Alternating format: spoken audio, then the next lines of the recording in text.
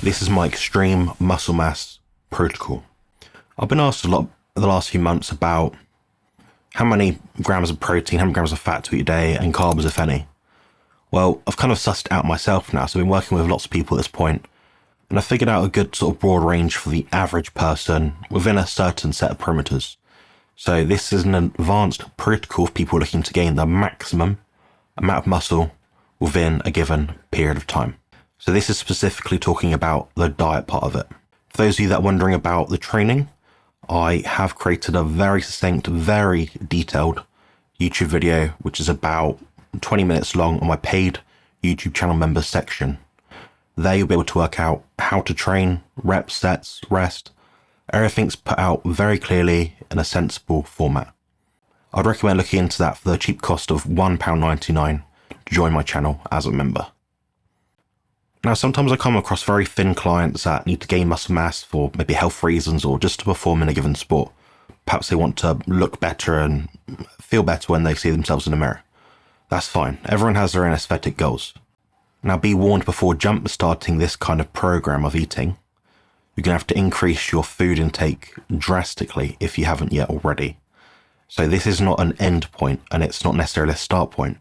This is somewhere where you eventually gravitate towards. Then you figure out for yourself what you need to do. Be warned that any major dietary intervention can likely cause issues with your gut. So be careful, and again, be warned. Currently, despite popular belief of what many people online are saying, certain influencers are saying, this is a consensus of what we should be eating for protein. This meta-analysis says this. Well, that's not looking at all the studies. Most of the studies we do have are very poor, so we have to look at all the studies.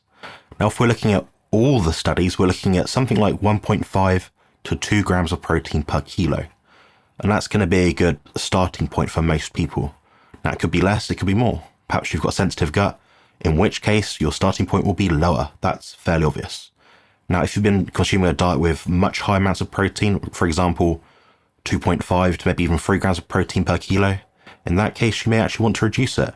It could be that it's affecting your appetite to eat more grams of fat or other macronutrients to support muscle growth and energy during your training phase. Now, with my guideline of 1.5 to 2 grams, the most physically active people will be close to 2 grams, and the more sedentary layperson might be doing 1.5 grams per kilo. That's very straightforward, broad numbers for you guys.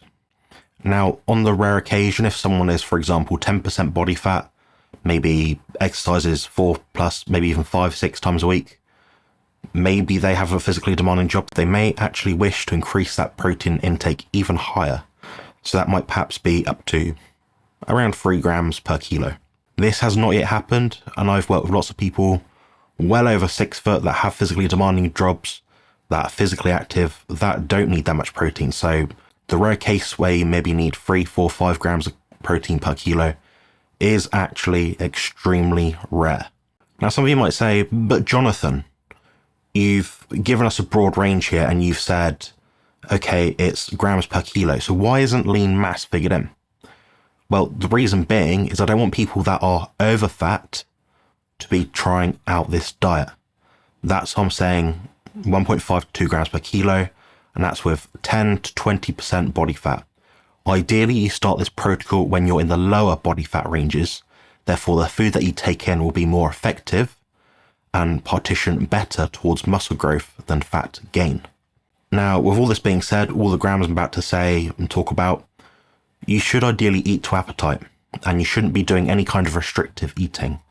If you're going to commence the lion diet because you think it's good because someone else does it, because your mate does it, because you heard it did something for someone, that's not a very clever idea. You should only use dietary interventions when there is a reason for it, whether that be for a specific goal, whether that be for health or physique. So don't automatically deduct everything from your diet to build more muscle. In fact, the more variation of food that you actually have, the more choice you have, the more likely it is that you'll be able to consume more food. We see this with the general public. The person eating 20 different ingredients a day will be able to eat much more food than the person eating one. It's called food monotony. Now, with this sort of experience, you don't want to be trying to get to that point. The goal isn't to eat one food. The goal is to eat as many healthful foods as possible to aid you in your goals. So that means you're trying to get cholesterol in, iron, all the B vitamins, all essential vitamins and minerals that your body needs. And that is going to be best represented from a diet which is relatively mixed with foods within the animal kingdom. Now, this protocol is for the more advanced individual, someone that's perhaps trained 3-4 years. Now, the less advanced trainer will have to eat until they're full pretty much, because the chances are they're not eating enough already. Now, when you're trying to really build muscle and get to the point where you're perhaps more advanced, 5-6 years into training, that amount of food will have to go up drastically. You'll realize this when you get to it. So people out there saying, no, that it doesn't, it just goes up by your body weight. That's not true. I've tried it, and every pro bodybuilder in the world has tried it. You can gain lean body mass, but eventually you have to get to some point where you actually have to increase food intake to the point where your body fat will start to creep up a bit. That is normal and is apparent amongst every pro bodybuilder in the world, probably ever. So what I'm saying here is not to get fat to bulk up. What I'm saying is you may have to provide yourself more leeway to gain body fat, which allows you to build more strength to then build more muscle. So it's kind of a logical way of thinking about it, really. Now, how much fat do we need? To keep it simple, I suggest taking your fat. To keep it simple, I'd recommend, or at least suggest, taking your fat from around 1 gram of protein to 1.5 grams of fat. So 1 gram protein or 1.5 grams of fat. Do this slowly over time if you're already not taking in this amount. So what I'd actually suggest is just keeping your protein set at a steady amount. Then gradually, as the weeks go on, you add, for example, a tablespoon of butter. You might do that on one day, carry on for the rest of the week. Okay, week 2, 2 tablespoons of butter. You can use tallow, ghee, suet, anything you like. That's basically the point. So to gradually increase the food intake. Now, you're going to struggle to do this initially if you're not very well, in which case this program is not for you, and you need to click off this video, hit like, comment, and subscribe, then go back to square one. So I've got a lot more newbie kind of information on my channel. So just scroll through. Everything you need to build muscle and lose fat on the carnivore diet is on my channel. Everything is there. Whether it be a Q&A, live segment, or an informative video, it's all in there. So look back, you'll find it. Now, in the case where you may be eating this much fat already, you can actually increase it to 1.75 grams per 1 gram of protein. So 1 gram protein to 1.75 grams of fat. Very simple. Then beyond that, I'd probably look at just increasing the fat grams as it is on its own. Now, you might notice in your training performance if it goes down at any given point. It's usually due to recovery, just not taking enough time off. It could be overtraining, just stressing too much, not sleeping well, things like that. In which case you address that. Now, a lot of people look at a diet as the holy grail for everything, but to this point, I don't really ever honestly meet anyone that's perfected their diet, training, recovery, all as a trifecta. It doesn't often happen. I admittedly never do it myself. So now with me saying that, you want to optimize everything that you're doing, not just the diet. Now, you may have seen my other videos where I've looked at macro ratios and percentages and talked about that. And yes, they are still daft, but these are useful guidelines for people. These to be used in the cases where someone just isn't sure what to do. They've been misinformed by someone telling them to eat, 90% fat by caloric value. This is the kind of video for you. So share this out to anyone you find it might be helpful for. Now, with that being said, protein, fat, 2 different levers. Work out which one you need more of. I've talked about this in a lot of videos already, and if you're not sure how to work it out, probably best to book a consultation with myself at compositionconsultant.com. Now, with that being said, so I'm talking about protein, fat, 2 separate levers. So you raise one, lower one. It could be that you raise both. In this kind of instance, the likelihood is you're raising both because you need more food in you. Otherwise, you wouldn't be searching for videos on YouTube about carnivore diets and building muscle like this. So there we have it. Now, the carbohydrate one, this is where it gets tricky. This is where there's lots of controversial, perhaps contentious information around this topic. So I'm not going to be surprised if I get a lot of comments saying, it doesn't quite... Well, I've tried it both ways. Most people have tried it both ways. This seems to be the most effective way to do it. Seems, being anecdotal, subjective. That's my experience. Now, my recommendation for carbohydrates is 0 grams, if possible. In some cases where you're more advanced, you're struggling to get enough food in, you can actually start to use carbohydrates as a lever. Now, when I say that, I don't want people to misrepresent or mishear what I'm saying. What I'm saying is you don't need protein fat and carbohydrates to build muscle. You just need protein and fat, the essential nutrients. But what I'm saying is, if you elevate insulin slightly, for example, you might add in some raw dairy. Good idea for some people if you tolerate it. That'll actually increase insulin, which will enable you to be able to eat more food. I've tried this myself. Now, how do I know this works? This is what people used back in the day. So when people couldn't eat enough food to bulk up, they'd say, I'm going to eat, 5-6 meals a day, bodybuilding style, chicken, broccoli, rice, what have you. Then what they'll do is they'll actually chuck in a chocolate bar between each meal to raise insulin, therefore increase appetite. And it does work that way. How many times have you eaten a bag of sweets or something and thought, oh, I'm really hungry an hour or two later? That happens to everyone. So that's kind of where the carbohydrates fall into it. In which case, you might push it up to about 50 grams, but I probably wouldn't go any higher than that personally. But that's going to be through all raw dairy, trace amounts through eggs, and a very tiny amount through meat and things like that. So that's how you're going to do it. Now, you don't need much carbohydrates to do this. You'd be surprised. You don't need 30 grams of it in a given sitting. Honestly, you could probably get some extra insulin release, probably around about the 10 gram mark for a lot of people, something like that. Depends how many meals you're having, depends how big the bolus of food is. If the protein content of a meal is bigger, that insulin spike will be higher. Now, I'm not saying, again, I'm saying this very clearly. I'm not saying you need carbohydrates to build muscle. I'm saying it's helpful to increase appetite. I have to be so specific because people will jiggle my words up and say, I've said this. I get it all the time. It is frustrating. Now, if you're on a low carb approach, perhaps you're not carnivore, you might be just keto, in which case you can add in some sauerkraut, lettuce, cucumber, aubergine, mushrooms, maybe.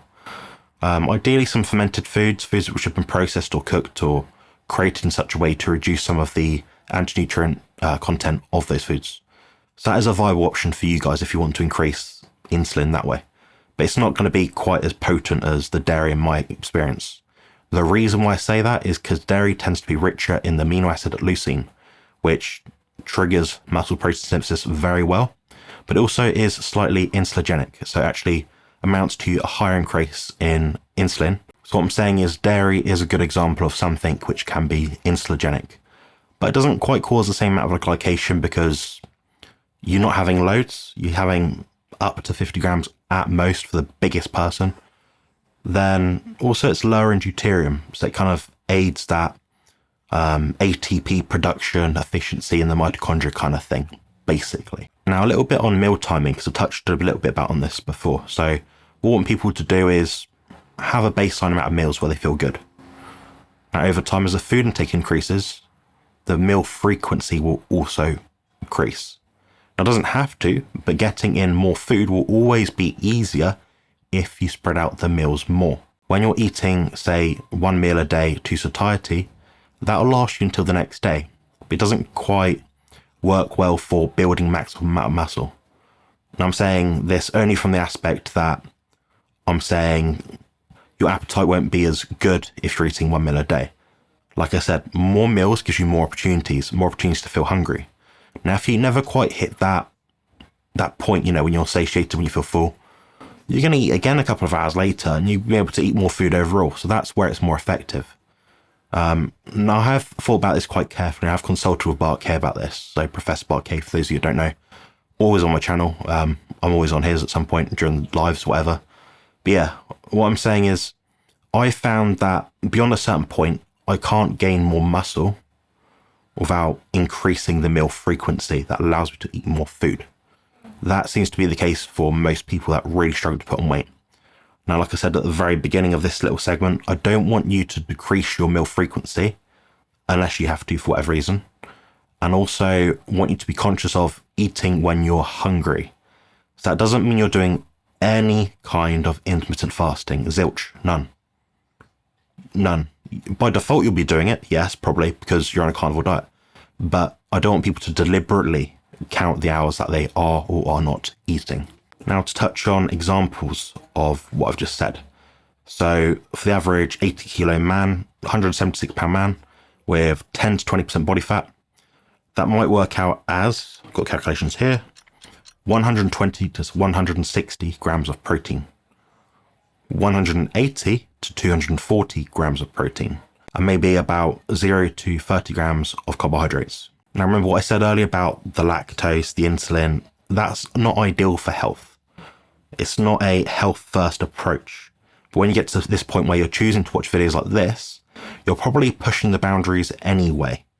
So that's just my disclaimer. That's me saying very clearly, if you spike insulin too much, that will have a negative health effect. More glycation, more inflammation. But you've asked me for this video, so here it is. This is how you do it. Now, this protocol can be used indefinitely. So yes, you can just keep doing this. What you'll find eventually is you get to a point where you have to increase the fat amount, or maybe the protein amount a little bit from time to time, but the fat is going to be the thing that makes the bigger drive. You have a set protein amount, but too much, it might affect your digestion. So I'm looking at it more from a point of fueling with fat and recovering, healing, repairing with protein. I will mention that you shouldn't continue this program if you're becoming unhealthy for any reason, over fat, or you're stressed about being so strict to a regime. This can actually put a halt on your gains and your progress in the gym. So the idea isn't to do something that's so restrictive that just winds you up. The idea is to do something which feels good, which you get a bit of results from, back it off a bit, step forward, do it again, that sort of thing. Now, what I will say is if you want to reach your maximum muscle potential, a program like this is inevitable. It takes a lot of discipline. There are periods where you may reduce your food intake down to your maintenance level or just below your maintenance level, so whatever that is. You might do that for a few weeks, maybe 1, 2, 3 weeks, maybe 4 weeks at a push. You've been doing it for a long time. Then you can continue again when your appetite picks up. So what you'll find is your body gets to a point where you just can't eat anymore. In which case, listen to your body. Your body's clever. Now in this time, you might actually start to lose some excess body fat. So it's probably helpful anyway. So it allows you to repartition the nutrients that you're taking in even better. So it's actually a good way to do it. So think 2 steps forward, 1 step back, 2 steps forward, 1 step back. To work that out for you, I couldn't tell you without loads of information about you. So I'd recommend a consultation with myself, like I mentioned earlier. Now, if you wish to use this approach, perhaps you're training 2 days per week, so not that much, you could do it. You just might eat this amount of food on those training days, or you might just stick to the lower amount of fat I mentioned earlier. Now, I hope this video has been useful to you guys. If you wanted a video on fat loss, that's already out. So check that one out. I'll probably put a video card up here somewhere, if I remember, or I'll link it below in the description, who knows. But yeah, hit like, comment, subscribe, and talk to you guys next time. Thank you. Build muscle and lose fat on the carnivore diet.